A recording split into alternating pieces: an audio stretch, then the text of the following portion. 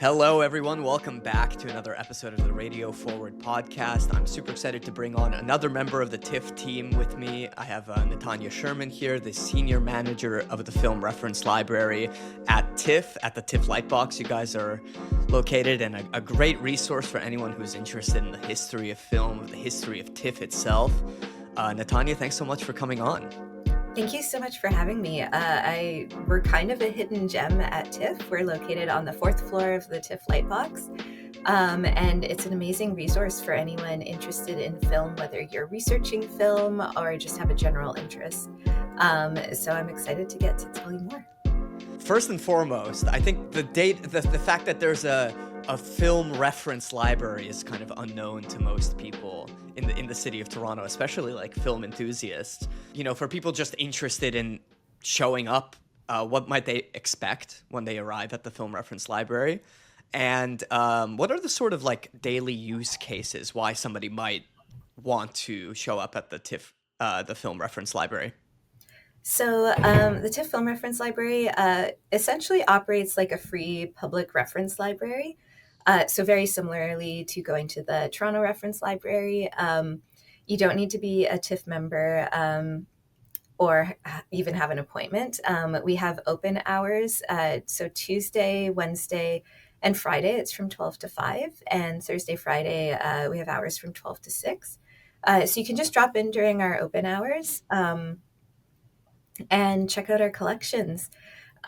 We have around 120,000 objects in the collection, both reference materials, so books, audiovisual material. Behind me are some of the roughly 6,000 LPs that we have in the collection, around 20,000 posters, and our film research files.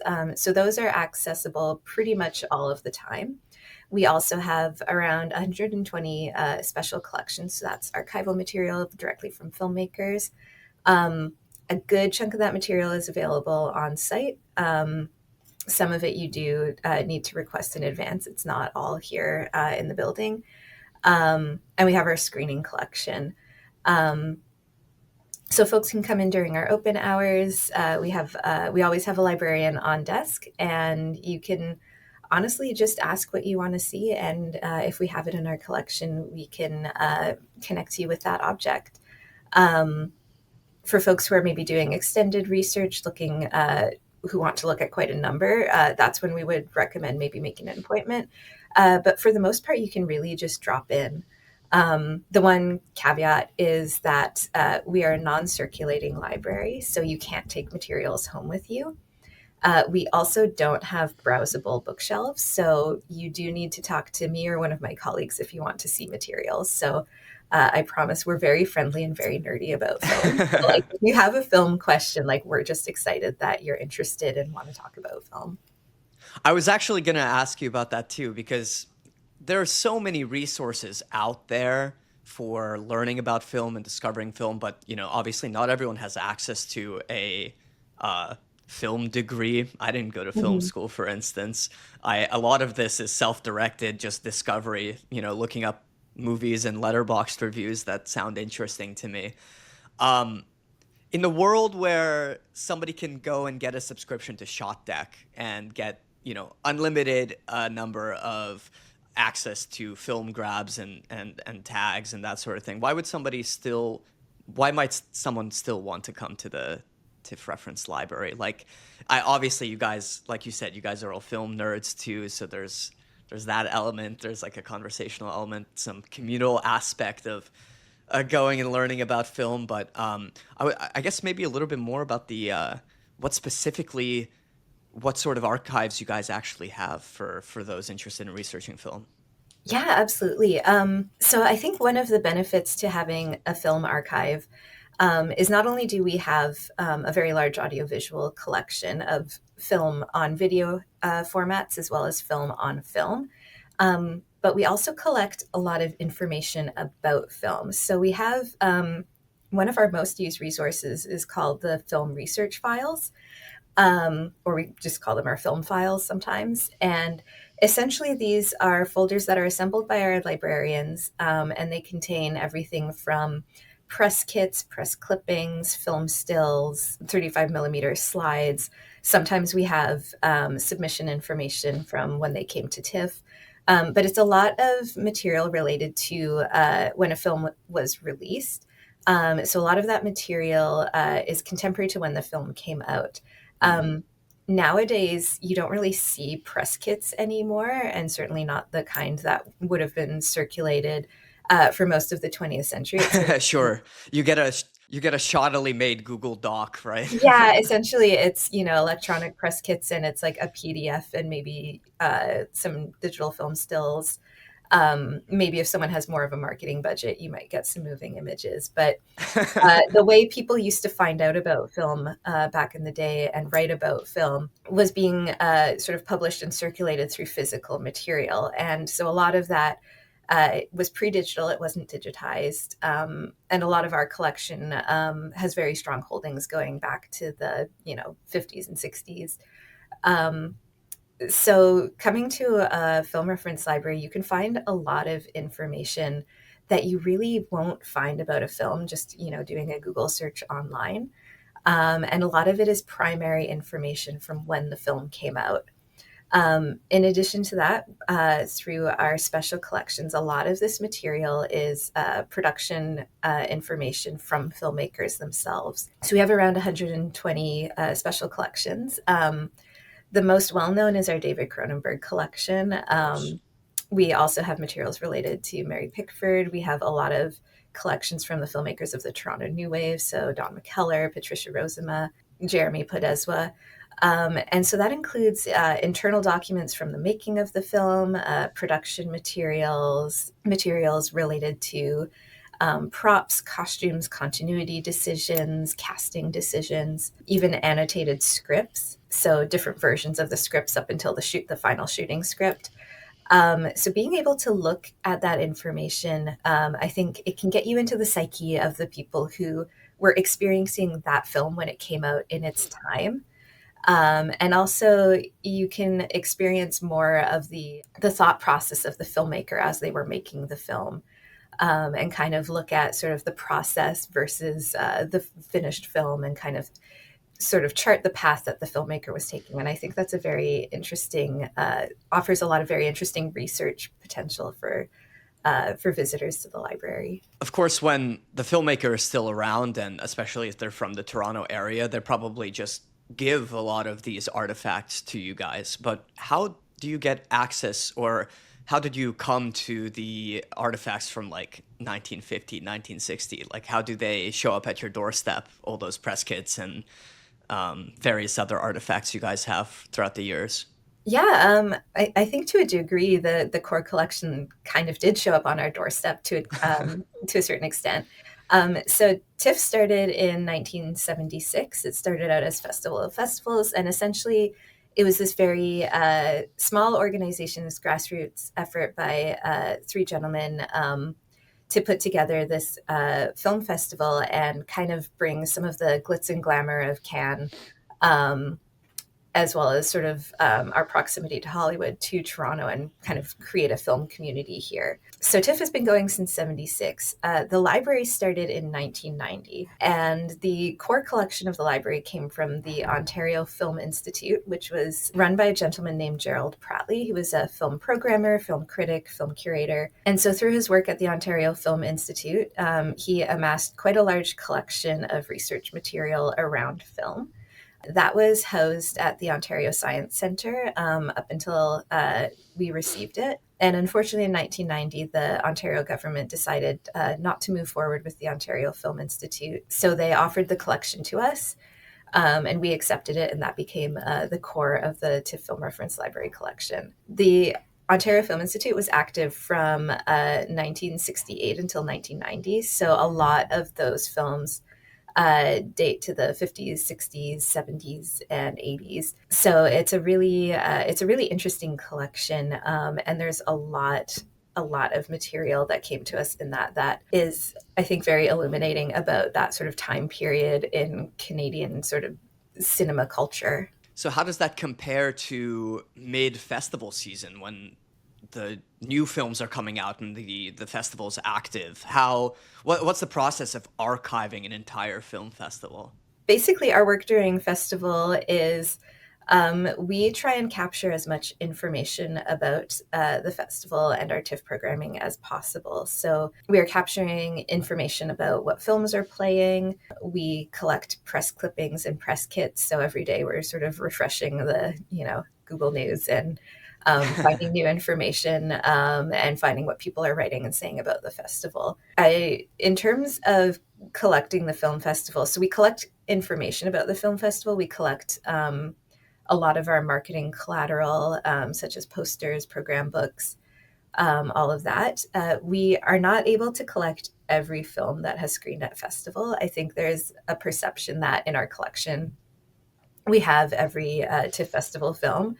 That would be thousands and thousands of films.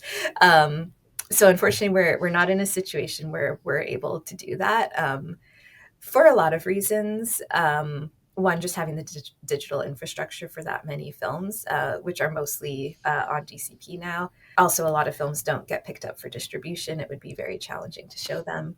So really what we collect is the information about the festival, and that is what ends up being most valuable to us. So basically during the festival, we're pretty busy just sort of capturing what people are saying about us, what kind of sort of marketing material we're creating. If we're able to collect, some of the sort of some of the festival souvenirs, pins, T-shirts, that kind of thing.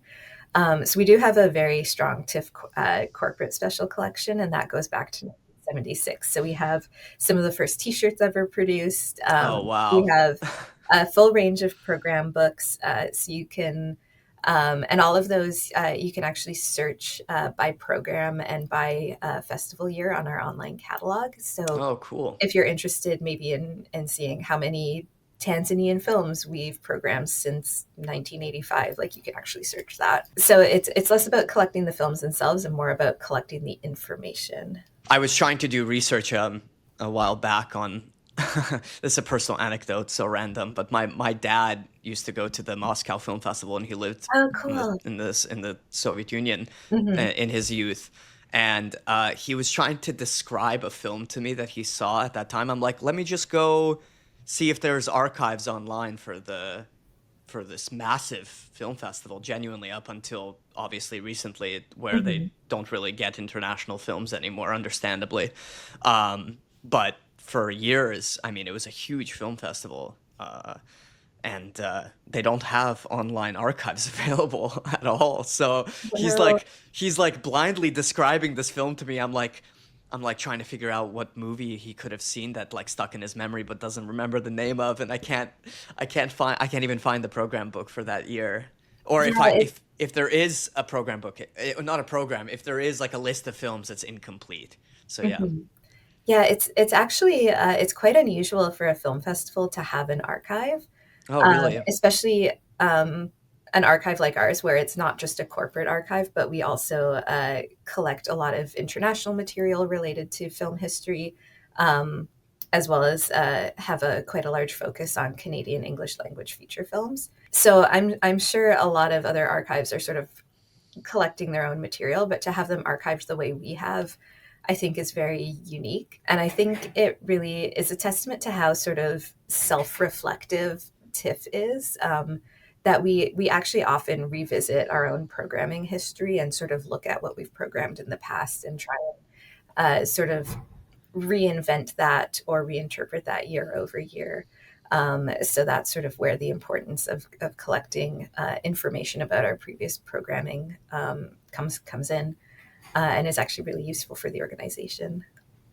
I can only imagine how much reflection was going on this past year now that you guys have successfully finished TIFF 50, TIFF D, of course. Could you talk a little bit about what sort of research went into looking at past years of TIFF for TIFF 50 when it was like such a monumental, I don't know, there's like a nice round number, right? So, and they made a big deal about it in the marketing and everything. So was there anything sort of special that went into the research of past, any sort of reflection, special sort of reflection for TIFF 50?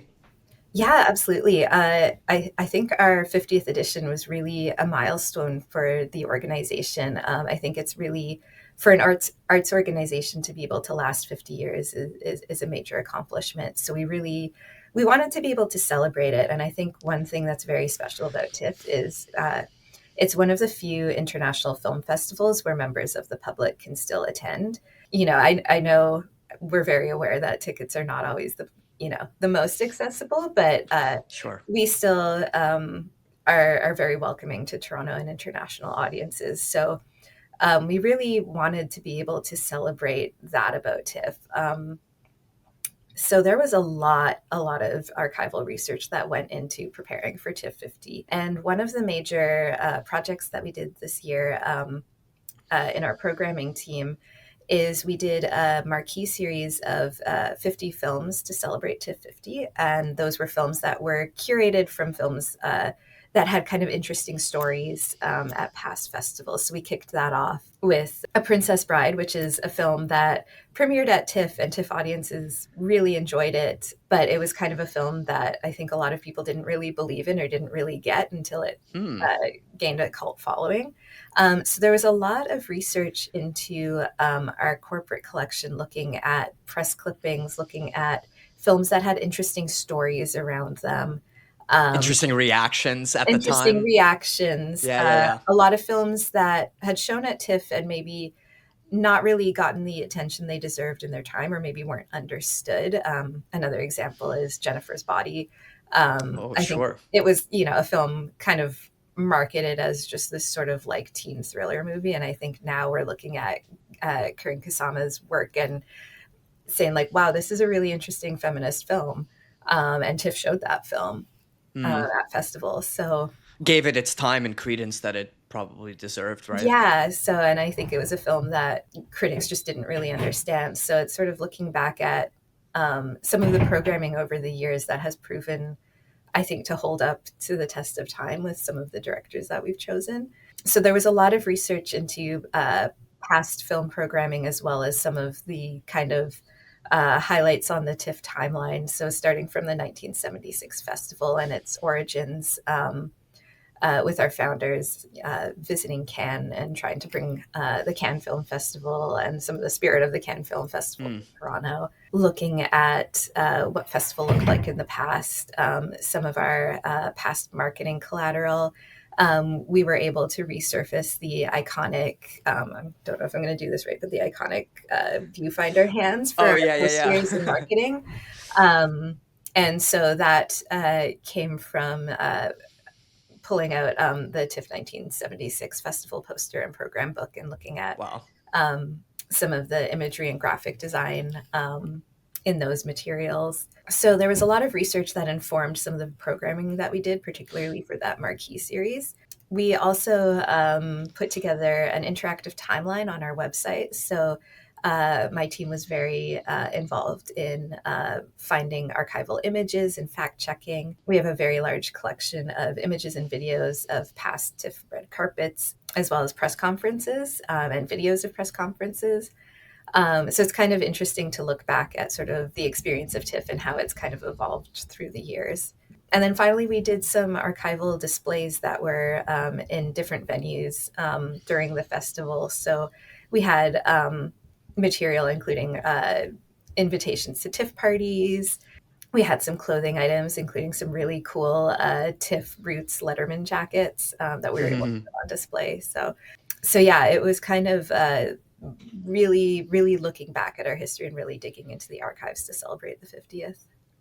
It's interesting that there's like some desire to emulate other established film festivals like Cannes, but then you look at the biggest award at TIFF every year, which is the Mhm. People's Choice Award, right? It's not selected by a jury. It's a festival that's open to the public and casts such a wide net and plays popcorn flicks and crowd pleasers. But then you look through some of the history of like People's Choice winners, and I mean, they oftentimes have their finger on the pulse of what films are relevant today. I mean, you have like you said, Princess Bride, which won People's Choice.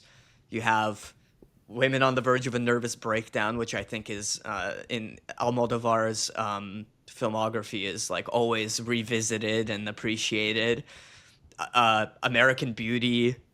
I mean, these are films that are still talked about today. Eastern Promises. I mean, again, of course, there's like Cronenberg bias. Yes. at TIFF. We do love Cronenberg. Yeah, of course, but I just find it so interesting how it doesn't look exactly like the Palme d'Or winner every year. I'd be pressed to find a Palme d'Or winner that also won the People's Choice. So yeah, that's very cool. It is very cool, and I think I think a lot of our visitors really enjoy the Toronto Festival, and I think a lot of production companies and distributors really enjoy bringing films to Toronto because we have really great audiences.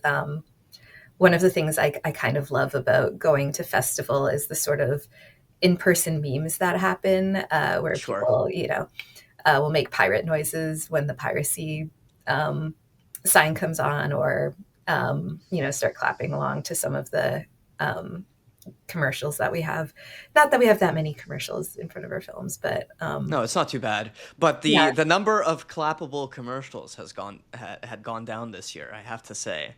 I've heard that. Varda was a big hit, of Yes, course. But yeah, it's no Bulgogi or Bulvogi. yeah, no, it's not this year.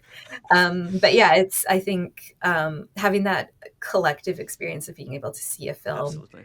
And sometimes, see a film when it premieres in Toronto and be with a group of people who love film, Sure. who aren't just industry insiders, I think is a really special experience. I wanted to ask you specifically about 35 millimeter, Hmm. or just film prints that you guys have in your collection. First of all, I know that there's some difficulty in keeping them safe over time from lights and water damage. And I mean, if you could talk a little bit about that process in particular. And then are those the very same films that are located in your archives that that the festival ends up playing for, 50th anniversary screenings, or how they had like Jaws and Cholet? Are those like the reels that TIFF has in their archives, or are they acquired from different areas? So two different questions. Yeah, absolutely. So we have around 3,500 film prints in our collection. Wow. These are on 16, 35, and we have a couple 70 millimeter. And we're now starting to collect more digital formats as well. So we do have around 22 DCPs in the collection. So the film collection is the only collection that is really not accessible to the public. And the reason for that is film is a really fragile and really volatile material. So we really want to make sure that film is,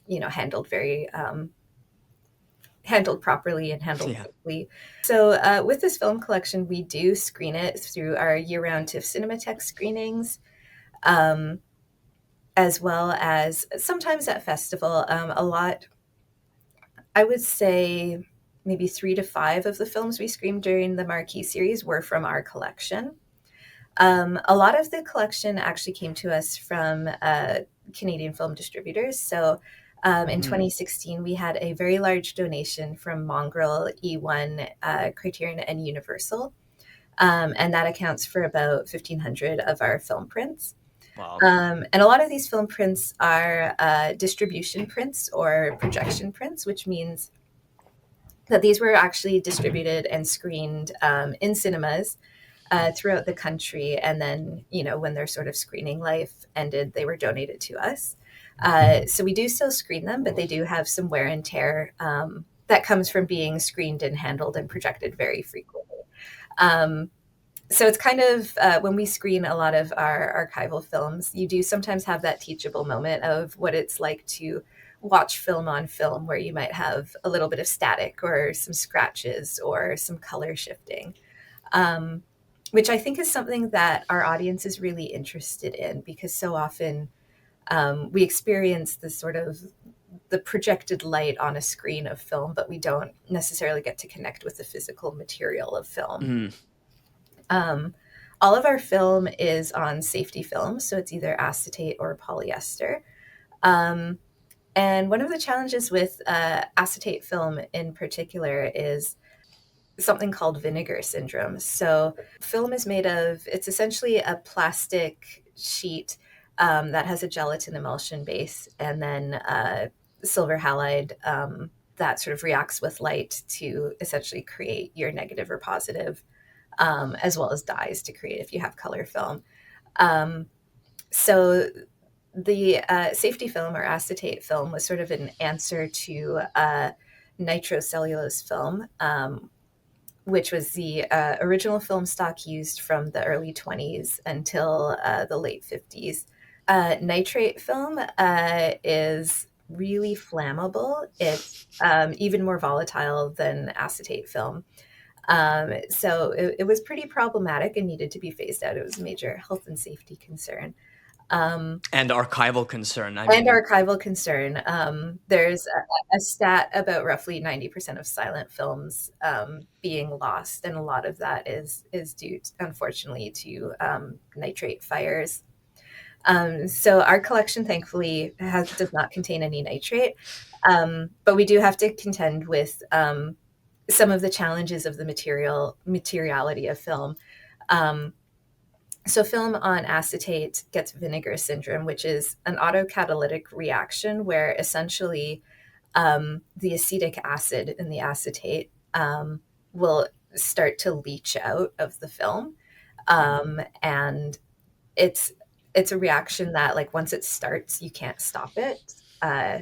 It can only really be contained. It's like the blob. And it's also because it sort of off gases. It's called vinegar syndrome because it smells like vinegar. Ooh. So acetic acid is in vinegar syndrome. So if your films start to smell like vinegar, you have to quarantine them because the off gassing from the acetic acid will start to infect other films in proximity. Wow. So that's something we're really fighting against. You can, when we intake new films, we do condition assessments. So we have an amazing technical team here at TIFF that does film revision, or essentially a condition report on the film as they're preparing them for projection. And as part of that, it's essentially like a pH strip, but it's for the detection of vinegar syndrome. So if there's a certain threshold of vinegar syndrome, we have to really make some hard choices about whether a film is going to be able to come into our collection, or what we need to do to preserve it. Part of that is following best practices for storage. So making sure that we have cool storage for film, making sure that film is handled properly, that it has a stable environment. We rehouse all of our films in archival plastic film cans. So those are some things that you can do to slow the progress of things like vinegar syndrome and avoid things like mold, water damage, stuff like that. But it is a challenge for sure. Yeah. You work in tandem with the restoration team. Is that how that works? So we don't have a restoration team here at TIFF. So when we archive materials, it's for long-term preservation. So that means we're maintaining materials. We do participate in restorations, but we're not able to do it in-house. So a lot of times, if it's very funding dependent. So a couple of years ago, we were lucky enough to be able to participate in Telefilm's Cinema Reignited project. And through that, we got a number of films digitized. But a lot of the work was we had a working group here at TIFF where we selected film elements from our archive, assessed their condition, worked with the filmmakers to digitize and restore them, and then we screened them here at TIFF. But a lot of the actual work of doing the digitization and the restoration was outsourced because we're just not equipped to do that here. So on our end, what we're really looking to do is we're identifying films that we want to preserve for the long term. And when those opportunities come up for digitization or restoration, then that's something we will support and pursue. Are those films, the film reels, available to movie theaters across Canada? Yes, to a degree. Um, so TIFF is a member of FIAF, which is the International Federation of Film Archives. And so this is an international, global network of film archives, cinematheques, film museums, and organizations that's really dedicated to preserving film. Um, so through that connection, we are held to very high standards for film preservation, film presentation, and film handling. So we do have a loan program where we do loan film prints from our collection to other archives, to film festivals, to cinematheques, and to some repertory theaters. But we have very high expectations of those who borrow from us. So we do ask Sure. for facilities reports. We'll ask for information on their projection standards. We'll ask for a lot of information. Sometimes we'll ask for them to be vetted by other FIAF members to Wow. determine if we feel comfortable loaning our film prints to You them. have the Pinkertons after them. Right, exactly. Yeah, we're very mindful about who is able to access and handle our film prints. But being part of FIAF, I think, opens us up to being able to work with this amazing global network of film archives. So one of the benefits to TIFF is that we can loan out our film prints to other international cinematheques. For example, the British Film Institute, the Academy, cinematheques all over the world. It's also a really beneficial relationship because through that, because they know we have very high standards for film projection and film handling, we're able to borrow a lot of really amazing films from international archives that probably would be very hard to access and view in Toronto otherwise. Mm. So, for example, our Cinematheque program, our Cinematheque team is currently programming a Mikio Naruse retrospective. And those are films from the Japan Foundation. And so we're really lucky to have some of these archival and restored films that otherwise I think it would be very hard to see in Toronto, let alone Canada, because folks, are very protective of their films. So we're very excited about that. Yeah, clearly, right? That the vetting and so I'm sure that goes both ways. They check up on your Oh, yes. with rare Japanese films that they don't want to let go of. That's very cool. Okay, I wanted to ask a little bit about some of your favorite pieces, actual artifacts. So to get started, what's a film print in the collection that you've seen, or maybe that you wish you could just put on at any moment? Something that's that you might find surprising that's in your collection. We have a really amazing 70 millimeter print of Stanley Kubrick's 2001: A Space Odyssey. We screen it almost every year during the holiday season, so we are doing a 70 millimeter program. December 7th, I'm going. Yes. Let's go. So if you get a chance to see 2001 on 70 millimeter, I would highly recommend it. It's a really amazing viewing experience. I should have brought some props to this, actually. Speaking of, afterwards, I will send you an email with if you could get images for me, I can put them up on the screen. Absolutely. That would be awesome. Okay. Yeah. If you get a chance to see 2001 in 70 millimeter, it's amazing. The viewing experience is, I think, very different from seeing a film on 35 millimeter. It's just so clean and crisp and beautiful, and it's a film that has just a lot of white space in it. So it's a really, really amazing viewing experience. That's one that I think I'm really excited about. Oh, cool. I mean, again, you say that you're replaying this this 70 millimeter print year after year, and yet it's still in good shape. It's still in good shape. So I think that's really a testament to keeping things in a stable climate and having a really amazing team of projectionists who are really experienced with handling film. But does the mechanical process of playing a film reel through the projector, does that like automatically cause some wear and tear, or is that something that still there's like some level of technique where you can preserve the quality of the film print? There will be some wear and tear from going through a projector for sure. And so we are very mindful of that. Our projectionists do everything in their power to make sure that projecting a film is not going to negatively impact its condition. But it can happen. You get scratches, you get dust.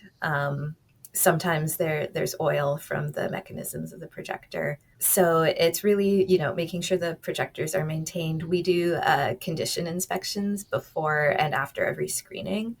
So that's how we're kind of one of the ways that we're making sure that we're doing things properly and avoiding any sort of unknown variables that could impact the condition of the print. Most of our print collection we do loan out, but there are a couple of rarities where we're very protective of them. So 2001 is a title we don't loan that out anywhere. Oh, wow. It stays at TIFF. We're very protective of it because it's just such an amazing resource and an amazing viewing experience. We also have some Cronenberg films that we don't loan out very often, as well as some Godard prints that actually came from the original French distributor. So those are kind of interesting rarities. So, but the conditions that the prints are in, just given their age, I think anytime we have some of those prints come up to our projection booth, everyone is sort of like on high alert. Because it's not as simple as just being like, oh, I want to order another 70 millimeter copy of 2001, right? No. Yeah, exactly. Yeah, and I think one of the challenges as we move into an increasingly digital space for film production is there's fewer and fewer studios who work on film. So it's very, very challenging and very expensive to be able to strike a new print on film and have it in your collection. So yeah, it's very much changed the landscape of film and film collecting. I'm a digital film hoarder, so like all of my DVDs and anyways pirated versions of films they never get deleted. I'm kidding. I would. No, that's actually it's kind of interesting. We have our with our audiovisual collection. We have around 18,000 titles on DVD, Blu-ray, Laserdisc. And what's kind of interesting is I think there's this perception that when you're streaming films and you can just sort of access it at the click of a mouse, that those films are always going to be there. But we actually have really there's no transparency about whether those films are being archived anywhere, whether the filmmakers are maintaining their own digital files, because it is very expensive long-term to maintain very large video files. And, if the licensing agreement changes, they might not be available online. And then where do you find them? So a lot of films, actually, the only way that we still have them is through home video formats. And we have films in our audiovisual video collection that have never been distributed for various reasons. So in some cases, like we have some of the only copies of those films. Wow. So yeah, so maybe don't throw away some of those DVDs. They might be useful one day.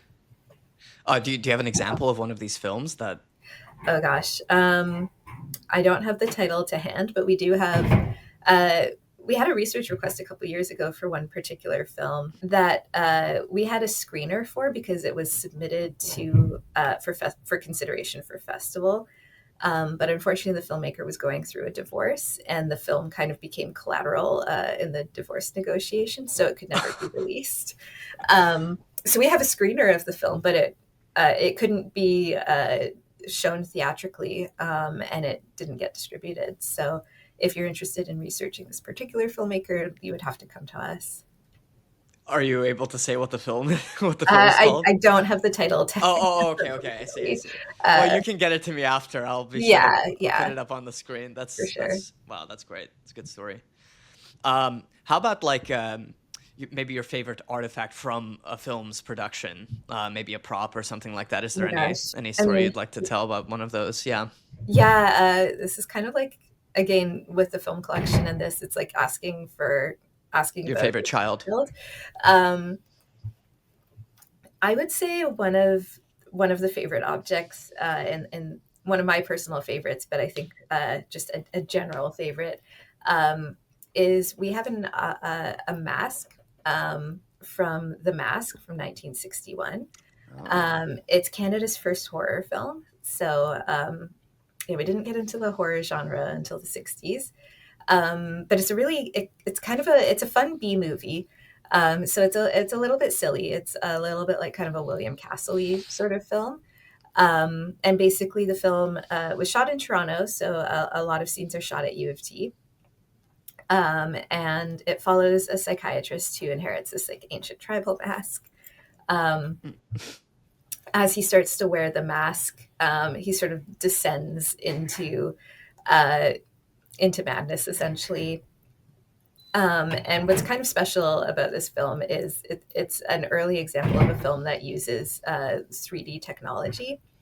So halfway through the film, the narrator will say, "Put the mask on now," and the main character puts the mask on. The audience puts on the red and blue 3D glasses, and then it goes into this whole sequence with like scantily clad women and ritual sacrifice and pyrotechnics and a big Oh, skull wow. pops out at you.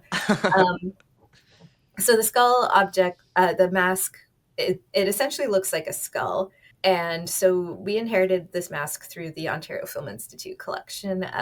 Julian Rothman gave it to Gerald Pratley, who ran the institute, and then it came to us as part of that collection. In 2015, TIFF undertook a restoration of the mask.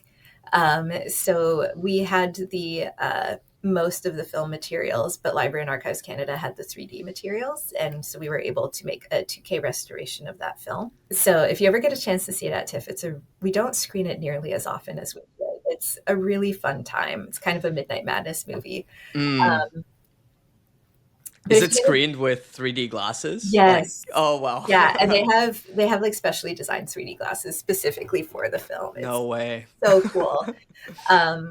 So when we were undertaking that project, we knew we had these artifacts, so we sent them to the Canadian Conservation Institute to be cleaned and sort of consolidated and looked at.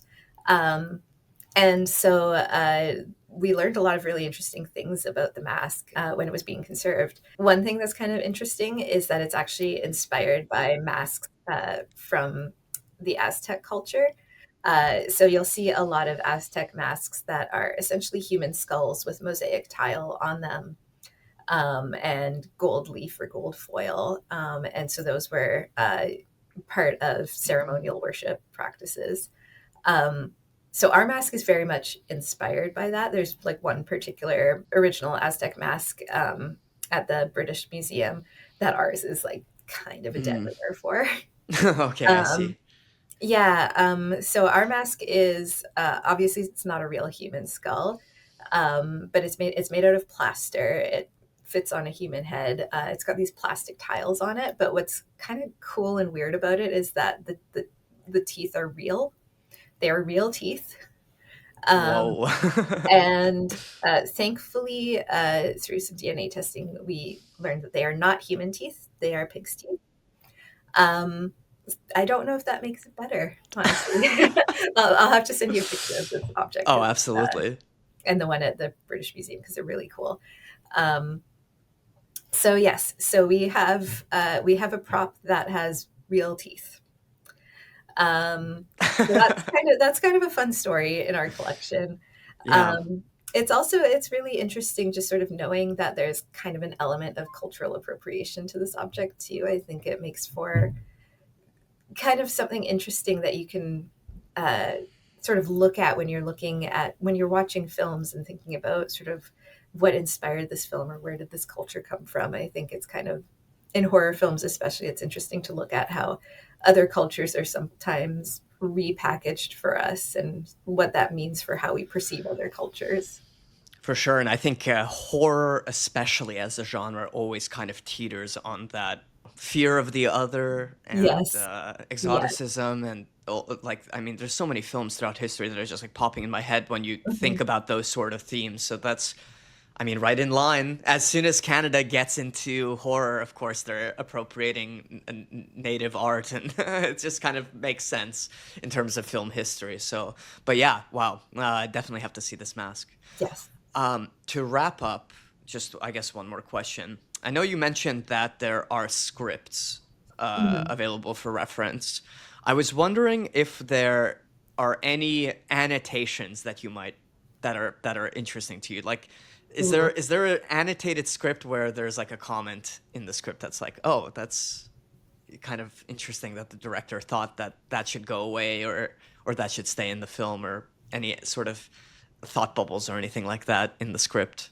We have a lot of annotated scripts from filmmakers, and a lot of them go through a very long editing process. And a lot of filmmakers will share their scripts with their colleagues. So I think one example that I think stands out to me is from the Adam McGoyan collection.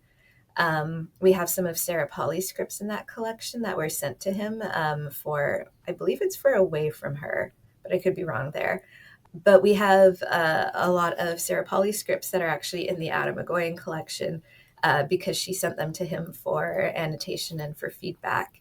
And I think that's just a lovely example of a really beautiful relationship between these two uh, Canadian directors. Sarah Polley, of course, starred in Adam McGoyan's film The Sweet Hereafter, um, and really got her start in films as a child actress. And now she's a major director in her own right. And I think it's really lovely to see that they were able to have this professional relationship that was maintained, beyond the actor director relationship, but now as equals. And I think that's really lovely. All right, to wrap up here, thank you so much, Natania, for joining us. I definitely I need to. I'm gonna send you a big laundry list of references and photos to Yes, take. I hope yes, that's okay. totally. Thanks again for joining us. Yeah, the TIFF Reference Library. If you haven't been there, absolutely go check out the Film Reference Library at the TIFF Lightbox, because I'm not exactly a well-studied or expert in film, but it was an amazing resource, and I got to see. You can see the fly mask. I know Yes, everyone goes to see it. ask to see the fly head from the Cronenberg collection. You guys aren't sick of pulling that out yet? No, never, Okay. never ever. Okay, that's good. Well, then, dear viewers, you should go check out the fly mask for sure, and anything else that we just listed. You send a quick email to the reference library if you have a big list of things you want to see, and they'll have it ready for you. Oh yes, So, this is only the tip of the iceberg of our collection. It's vast. I mean, like you said, hundreds of thousands of items, right? So there's Yeah. endless things we could talk about here. Thanks again for joining us. Really appreciate it. Yeah, thank you for having me.